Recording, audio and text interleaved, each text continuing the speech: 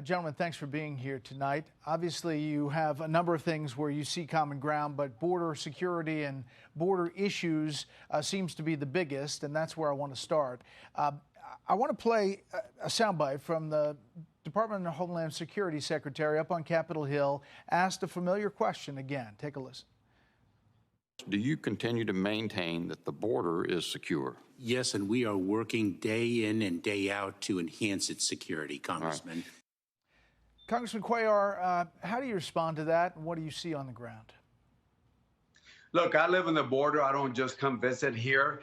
The border's not secure. If we're talking about migration, 230,000 this last month, and of course the almost 4+ million individuals the last 2 years, I would certainly not call that secure if we're talking about migration.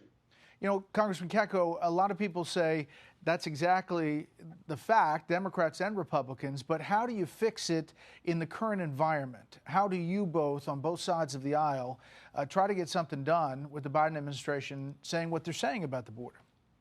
Well, I think those comments were made at a hearing that I'm ranking member of at the Homeland Security. It just doesn't comport with reality.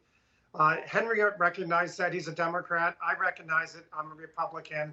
And I think a lot of people see the horror at the border and they want to do something about it. And it's not just the human tragedy. We've seized a record number of individuals on a terror watch list, a stunning number, and it stands to reason that many more are getting through. So we are ready to go. We have a bill and a plan ready to go on day one next term. And I think Henry and others on the Democratic side might be more inclined to work with it, especially since we have a small majority, and we're going to work a lot more together, given that divided government that we have right now. Congressman Cuellar? Absolutely. I think John and I have shown that we can work together. Yeah. We had some legislation on a surge where we can respond to the surges instead of doing it every time there's a surge. Because, look, we know that it's up and down, and we did work on some legislation. In fact, I told John that I got his language. We put that language in appropriations, and I worked with some people like Tony Gonzalez, a Republican, the San Antonio area, Del Rio, and we were able to get John's language, and we actually have some of John's language there in the appropriation. So when we talk about border security, it's not a Republican or a Democratic issue. Let's just roll up our sleeves, do what we need to do, provide the men and women, Border Patrol, CBP, Air Marine, the equipment, the personnel, the support staff that they have. And the most important thing is we have to agree that there has to be repercussions. If there's no repercussions, the bad guys win every time, and I'm talking about the drug cartels. Here's the Senate Majority Leader talking about immigration in a different way. Senator Schumer, listen. We have a population that is not reproducing it on its own with the same level that it used to. The only way we're going to have a great future in America is if we welcome and embrace immigrants, the dreamers, and all of them, because our ultimate goal is to help the dreamers, but get a path to citizenship for all 11 million or however many undocumented there are here.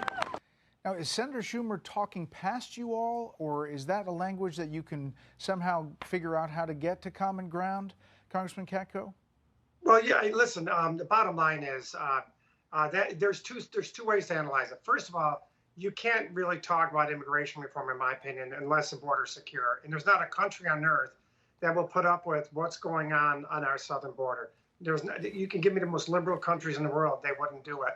But I think there's an appetite on our side of the aisle for immigration reform, big time, especially in the agricultural community where they don't have the employees, and the temporary workforce communities where they don't have the employees. So yes, of course we need to fix our immigration system. Mm-hmm. And it's not amnesty for every single person that's come across the border, that's for sure.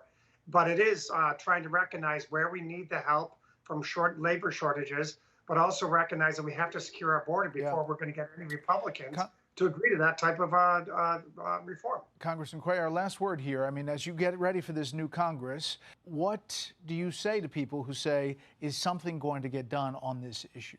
Well, certainly people that live here in the border and understand the border know the positions that I've taken. That's why I won by 14 points. and because I've been strong on border security. Look, we believe in legal migration. My father was born in Guerrero, Tamaulipas, became a legal resident, naturalized citizen. He followed the pathway. We don't believe in illegal immigration. Right. We believe in legal migration. And I think people like John and I can get together. I don't believe in amnesty, but I think if we do it the right way in legal migration, dreamers, a good guesswork, and all that can work. But again, you got to have repercussions. If the law says you got to return people, then you got to return people, because otherwise there's no repercussions, and the bad people, which are the cartels, will win every single time. Congressman Cuellar, Congressman Katko, we appreciate your time.